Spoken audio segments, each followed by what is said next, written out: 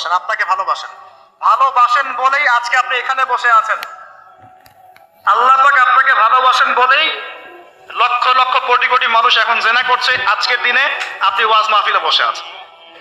আল্লাহ পাক আপনাকে ভালোবাসেন বলেই আপনি আল্লাহকে সিজদা দেওয়ার তৌফিক পেয়েছেন, আপনি লা ইলাহা ইল্লাল্লাহ কালিমা শিখেছেন, আপনি এই যে কোরআন পড়তে শিখেছেন, কোরআন পড়ছেন, হাদিস পড়ছেন, নবীর দ্বীনের প্রতি মহব্বত আছে, আল্লাহ আপনাকে ভালোবাসেন বলেই হচ্ছে। কখন বুঝবেন আল্লাহ আপনাকে ভালোবাসে? যখন আল্লাহ পাকের অনুমোদিত কাজগুলো আপনার ভালো লাগবে, নামাজ পড়তে ভালো লাগছে, রোজা রাখতে ভালো লাগছে, কোরআন তেলাওয়াত করতে ভালো লাগছে, আল্লাহর জিকির করতে ভালো লাগছে, আলেম ওলামার সাথে থাকতে ভালো লাগছে, ঠিক আছে, আল্লাহর হালাল কাজগুলো যখন ভালো লাগবে বেশি বেশি, বুঝবেন আল্লাহ আপনাকে নির্ঘাত মহব্বত করেন। আর যখন আল্লাহ পাকের নিষেধগুলো, হারাম, মদ আমার ভালো লাগে না, জেনা ভালো লাগে না, আমার খারাপ জিনিস দেখতে ভালো লাগে না, খারাপ শুনতে ভালো লাগে না, বুঝবেন আল্লাহ আপনাকে ভালোবাসেন।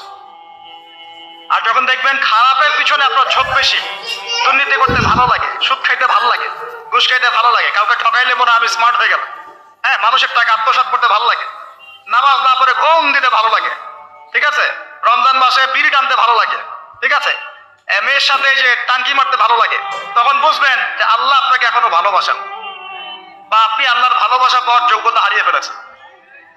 আল্লাহ পাক আমাদেরকে বোঝার তৌফিক দান। এখন আসি, আল্লাহ পাক এবং তার রাসূল আমাদেরকে এমন কি কি কাজ বলেছেন যেই কাজগুলো করলে আমরা সরাসরি আল্লাহর ভালোবাসা পাবো ইনশাআল্লাহ।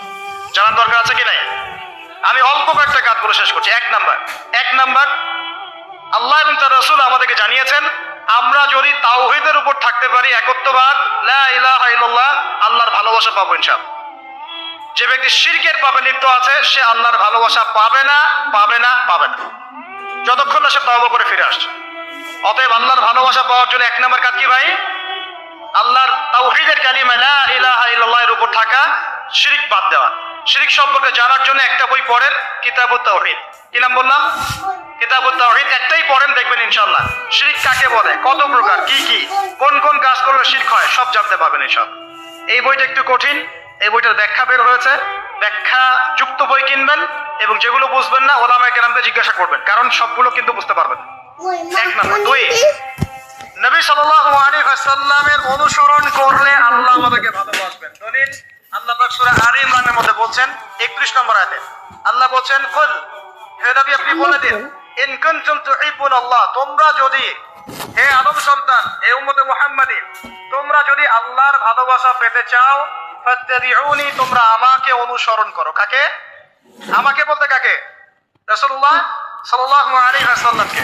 তাহলে কি হবে? ইউহিব্বুকুমুল্লাহ, আল্লাহ পাকও তোমাদেরকে ভালোবাসবেন। বলে সুবহানাল্লাহ, আল্লাহ আমাকে ভালোবাসবেন ইনশাআল্লাহ।